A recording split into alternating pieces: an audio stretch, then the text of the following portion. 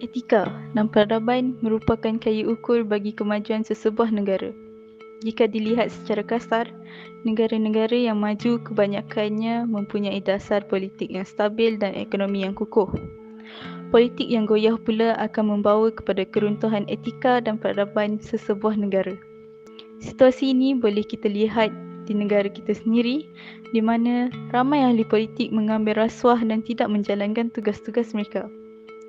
Jika perkara ini tidak dibendung, suara rakyat akan dilupakan dan keamanan negara tidak menjadi keutamaan mereka.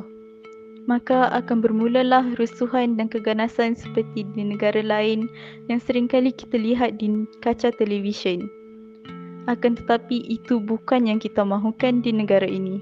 Di samping itu, segelintir pemimpin tidak menunjukkan sikap profesionalisme semasa menjalankan tugas. Misalnya, kes kemalangan LRT Rapid KL yang berlaku pada 24 Mei 2021. Datuk Seri Haji Tajuddin bin Abdul Rahman, Presiden Prasarana Malaysia Berhad menganggap kemalangan tersebut sebagai perkara yang biasa serta menganggap keselamatan rakyat Marhain sesuatu perkara yang remeh. Natijahnya, rakyat merasakan tidak selamat dan takut untuk menggunakan kemudahan awam yang telah disediakan. Kelakuan beliau yang tidak profesional ini sewaktu bertugas telah menyebabkan warga Marhain mula tidak menghormati dan meragui kualiti pemimpin Malaysia. Maka rakyat mula mengingkar arahan yang dikeluarkan pemimpin berkuasa dan akan menyebabkan ketidakseimbangan dalam sistem pentadbiran negara. Kerakusan segelintir ahli politik yang dikaburi oleh ketamakan kuasa mampu mengundang kepada ketidakstabilan politik. Mereka ini sanggup bertukar parti hanya untuk kepentingan kedudukan dan taraf pribadi. Kejadian seperti ini dapat kita lihat dalam pilihan raya negeri ataupun dikenali sebagai PRN di Melaka.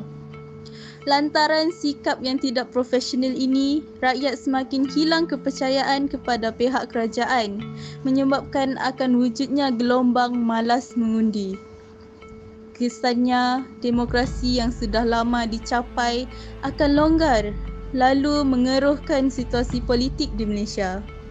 Rentetan daripada itu, tidak akan ada lagi parti yang akan mengawal keperluan rakyat, menjadikan kebajikan rakyat terabai.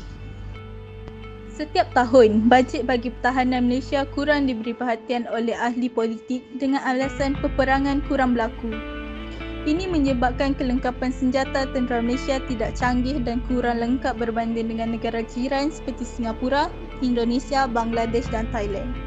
Keputusan cuai oleh ahli-ahli politik ini akan dipandang remeh oleh negara lain serta akan meningkatkan risiko diserang, sedangkan Angkatan Tentera Malaysia adalah antara tentera yang digeruni di Asia. Contohnya, negara China yang pernah memecah masuk sempadan perairan dan udara negara tetapi tidak dikenakan tindakan tegas oleh kerajaan Malaysia. Kita juga digemparkan dengan kabar di mana pesawat Hawk TUDM yang berusia 25 tahun terhempas sehingga mengorbankan nyawa seorang juruterbang dan mengakibatkan seorang lagi cedera. Perkara ini boleh dielak sekiranya para pemimpin lebih prihatin terhadap aset pertahanan negara kita. Perkara ini tidak sepatutnya berulang. Jika tidak diberi perhatian, ahli pemimpin seakan-akan mempertaruh nilai kedaulatan negara hanya kerana sifat tamak mereka. Natijahnya, rakyat akan merasa tidak selamat dan sentiasa hidup dalam ketakutan. Maka jelaslah bahawa musuh sebenar yang mencabar etika dan peradaban di negara yang tercinta ini adalah daripada kalangan kita sendiri.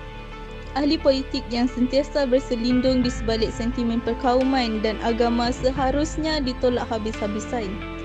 Rakyat seharusnya memilih pemimpin negara yang benar-benar berkredibiliti dan bukan berdasarkan janji-janji manis serta harta dan kekayaan semasa manifesto mereka.